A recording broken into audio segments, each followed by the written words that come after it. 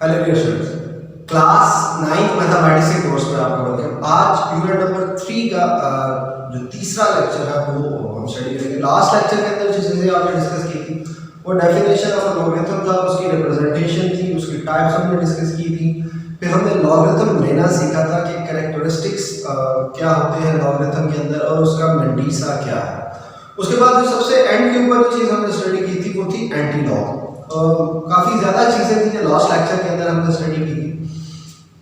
Log और anti log की हमने एग्जांपल्स भी उसके अंदर की थी कि लॉग कैसे लेते हैं और एंटी लॉग कैसे लेते हैं with the help of a table, logarithm table और एंटी लॉगरिथम टेबल जो आपकी बुक के एंड के ऊपर मौजूद है, उनकी मदद से हमने वैल्यूज का जो लॉग लेना था वो सीखा था।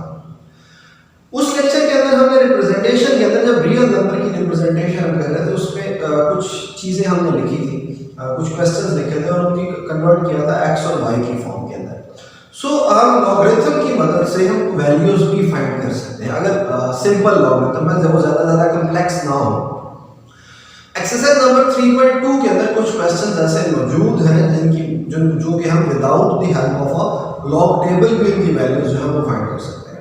सो वो एक्सरसाइज सिर्फ इसी तरह से है कि ऐसे सिंपल क्वेश्चन जो कि without the help of a log table जो है वो हम सॉल्व कर सकते हैं, वो उनसे रिलेटेड है। उसमें से कुछ क्वेश्चन शायद क्वेश्चन नंबर 3 जो है वो एंटी लॉग का है, क्वेश्चन नंबर 1 जो है वो लॉगरिथम का है, उनको हम पिछले लेक्चर के अंदर डिस्कस कर चुके हैं। सो बाकी जो क्वेश्चन हैं उनको आज के लेक्चर के अंदर हम डिस्कस करेंगे, जैसे क्वेश्चन नंबर 2, क्वेश्चन नंबर 4, 5 और 6 को। सो क्वेश्चन नंबर 2 जो है देखने में वो काफी ज्यादा कॉम्प्लेक्स है, लेकिन वो इतना ज्यादा मुश्किल नहीं है। उसमें एक चीज जो है वो अंडरस्टैंड करने वाली है, वो समझने वाली है। आप क्योंकि फर्स्ट टाइम लॉगरिथम कर रहे हैं तो इसलिए ये थोड़ा सा मुश्किल है आप लोगों के लिए उसको अंडरस्टैंड करना कि कभी आप कैरेक्टरिस्टिक्स और मंडीसा के अंदर ही फंसे हुए, लेकिन बहुत जल्दी आपकी कंफ्यूजन दूर हो जाएगी। इसकी प्रैक्टिस जितनी आप ज्यादा कर सकते हैं उतनी करें।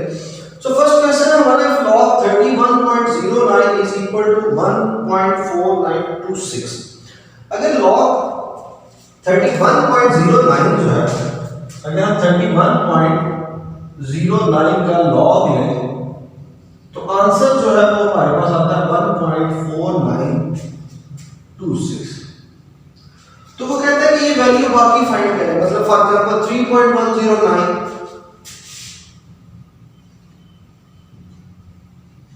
आप फाइंड करें, फिर उसके बाद log 310.9 की वैल्यू फाइंड करें, फिर उसके बाद आप फाइंड करें log 0.003109। और एक क्वेश्चन जो है मैंने आपके लिए छोड़ा है, चौथे वाला जो पार्ट है वो भी बड़ा सिंपल है। ये तीन वैल्यू जो है ये आपने फाइंड करनी है। अब आप हमें कंफ्यूज मत होइएगा कि आप लॉग टेबल खोलना शुरू करते हैं। इस पे एक छोटी सी टेक्निकल बात है जो आज आपको मैं बताऊंगा, वो ये है कि सबसे पहले हम क्या करते हैं। फॉर एग्जांपल अगर हमने इस वैल्यू का लॉग लेना है, log 3.109 हमें नहीं पता, फॉर एग्जांपल मैं कहता हूं कि x है, हमें इसकी वैल्यू नहीं पता है, हमें ये फाइंड करना है। तो क्या करेंगे, सबसे पहले इसको संस्कृत नोटेशन के अंदर लिखेंगे 31.09। तो संस्कृत नोटेशन के अंदर लिखेंगे तो क्या आएगा 3.109 मल्टीप्लाई बाय 10 की पावर, एक डिजिट पॉइंट इधर मूव किया हमने तो मल्टीप्लाई बाय 10 की पावर क्या होगी 1। तो ये 1 जो है ये इसकी क्या बन जाएगी, कैरेक्टरिस्टिक बन जाएगी। हम लिखेंगे 1 पॉइंट, आगे पे यहां इसका मंडीसा लिखेंगे, जो कि मंडीसा जो है वो उसने दिया हुआ है वो है 14926। मंडीसा ये है ना, 31 को हम 0 में देखते हैं, फिर 9 के अंदर देखते हैं, ये इसका मंडीसा बनता है। सो इसी तरीके से 31 को अगर 0 9 में देखेंगे तो ये मंडीसा बनेगा। अगर आप गौर करें इसी का क्वेश्चन जो पार्ट 2 है इसके ऊपर सेम इसी तरह इसके सामने लिखते हो log 3.109, इसे एक संस्कृत नोटेशन में कन्वर्ट करेंगे तो ये क्या बन जाएगा 3.109 मल्टीप्लाई बाय 10 की पावर 0 आ जाएगा, क्योंकि ये मूव ही नहीं किया, ये पॉइंट अपनी करेक्ट पोजीशन के ऊपर था। अब इसकी कैरेक्टरिस्टिक क्या आएगी 0, इसकी कैरेक्टरिस्टिक 1 थी, इसकी 0 थी। अगर बाकी वैल्यू आप देखें 3.109 ये भी 3.109 है, इसका मेंटीसा भी अगर आप देखेंगे वो 3109 के अंदर जाके देखेंगे, इसका भी वही देगा, मतलब इसका मेंटीसा भी सिर्फ यही आएगा 4926। तो फर्क कहां पे पड़ा? सिर्फ इसकी कैरेक्टरिस्टिक के अंदर। मतलब अगर वैल्यू सेम है, उनके डिजिट सेम है, पॉइंट जो है वो आगे पीछे मूव हुआ है, तो आंसर सिर्फ कैरेक्टरिस्टिक के ऊपर पड़ेगा, मेंटीसा सेम रहेगा। इसी तरीके से इस क्वेश्चन के ऊपर अगर हम इसको करें तो ये क्या बन जाएगा हमारे पास?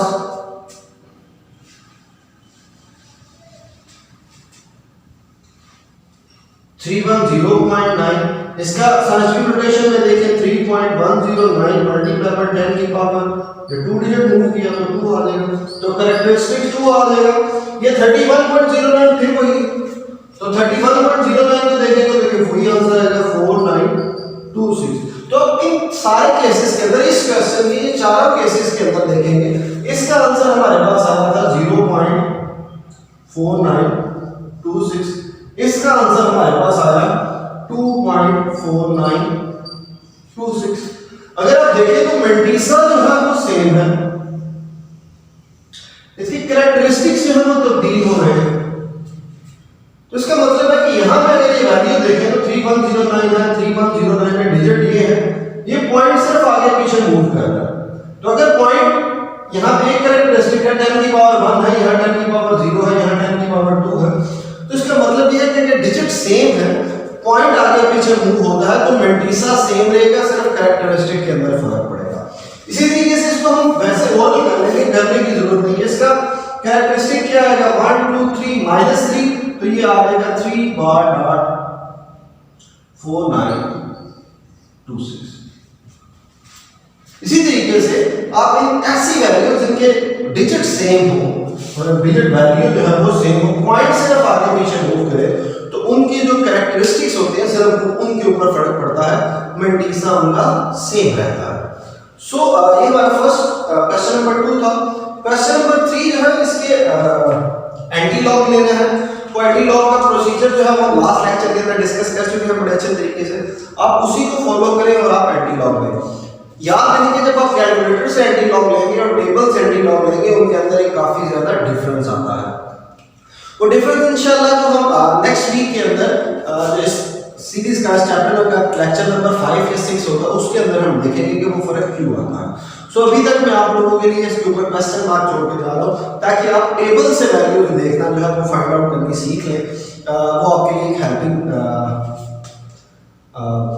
टूल साबित होगा कि कैसे लॉग जो है वो फाइंड आउट करते हैं with the help of a table. So हम चलते हैं क्वेश्चन नंबर 4 की तरफ।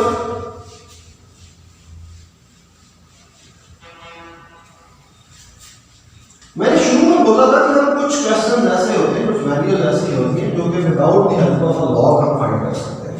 For example log 5 n is equal to 2। यहां पे हमने वो वैल्यू फाइंड कर रही है जिसका आंसर जो है उसका log 5 है, तो आंसर जो है वो 2 के बराबर होगा।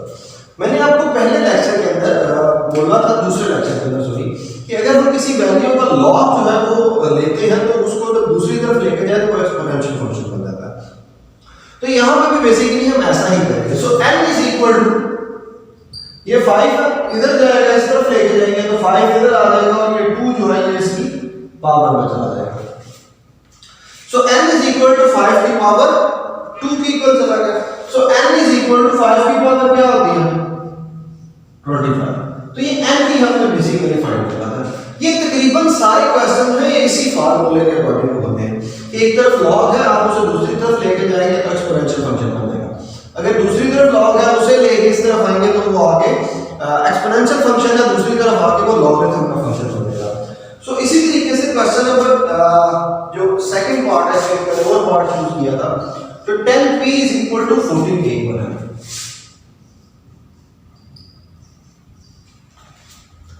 अगर मैं इसकी थोड़ी सी तरतीब चेंज करूं, मतलब 40 is equal to 10p कर लूं, तो इससे कोई फर्क तो नहीं पड़ेगा क्वेश्चन के ऊपर।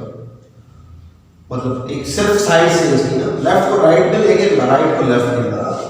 सो अगर हम ये यहां पे आप देखें ये एक्सपोनेंशियल फंक्शन है, अब इसको अगर हम इधर लेके आएंगे तो ये क्या बन जाएगा? log 10 ये 10 जो है ये इसकी बेस में आ जाएगा, ये 40 वैसे का वैसा लिखा जाएगा और ये p का ये वैल्यू बन जाएगा। सो log 10 40 इज इक्वल टू हमारे पास क्या आ गया, p आ गया। अब आप 40 का जो है वो हम log जो है, जो log का प्रोसीजर होता है log 40 वो हम कैसे लेते हैं, फॉर एग्जांपल सो log 40 जो है अगर हमने इसकी वैल्यू फाइंड करें तो इसका साइंटिफिक नोटेशन में कन्वर्ट करें तो ये हमारे पास बन जाएगा 4.0 मल्टीप्लाई बाय 10 की पावर 1 की इक्वल आ जाएगा। तो अगर इसके कैरेक्टरिस्टिक जो है हमारे पास 1 आ जाता है, तो अगर हम इसकी 4 को इस पे वैल्यू में देखें तो ये वैल्यू हमारे पास बनती है 6, यानी कि इसका पेंटिसा जो है वो बनता है हमारे पास 6021। सो ये हमारे पास किसकी इक्वल आ जाएगा, p की इक्वल आ जाएगा।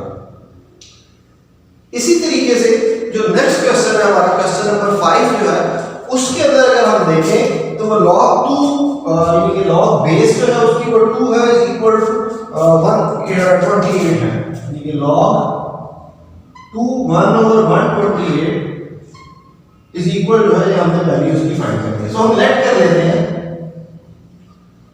log 2 1/128 जो है ये x के इक्वल है, ये फर्स्ट किया कि हम ये x के इक्वल कर देते हैं। सो अगर फॉर एग्जांपल इधर जो वैल्यू है तो वो दूसरी तरफ जाएगी तो एक्सपोनेंशियल फंक्शन बन जाती है।